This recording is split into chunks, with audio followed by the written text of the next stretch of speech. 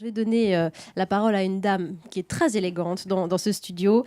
Bonjour madame, vous avez un petit micro. Vous appelez Diane. Je m'appelle Diane. Alors oui. racontez-nous, parce que vous êtes grand-mère et fière de l'être. J'ai juste 12 petits-enfants. 12 petits-enfants. Mais je ne suis pas très concernée par les familles recomposées parce que je n'en ai pas. Mais je me posais juste une question.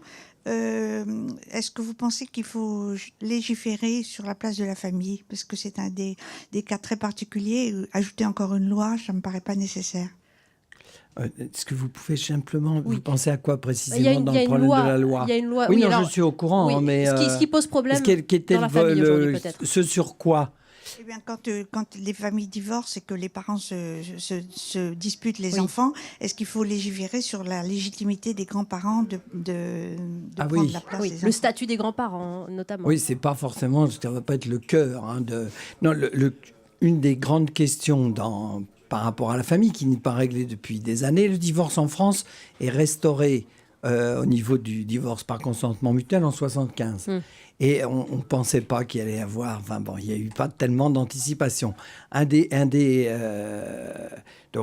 problèmes, c'est le problème qu'on appelle maintenant le tiers, c'est-à-dire celui du beau-parent, qui peut quand même durer très très longtemps, parce que les parents peuvent avoir divorcé très jeunes.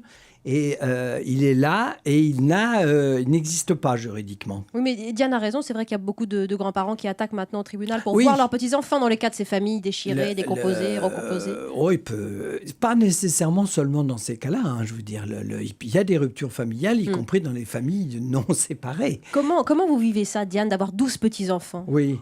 Dites-nous. Je vis très très bien. Ils ont j'en ai un qui est ici d'ailleurs en stage. Ils ont de 23 à 6 et c'est merveilleux pour les grands-mères. Je suis veuve et le fait que à la mort de mon mari, la présence des petits-enfants m'a énormément apporté. Entre 6 ans et 23 ans, vous avez quel âge, madame? Je suis désolée de vous demander ça. 75. Parce que vous êtes magnifique.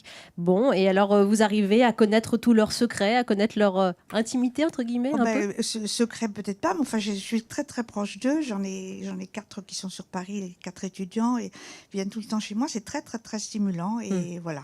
Bon, merci pour ce témoignage.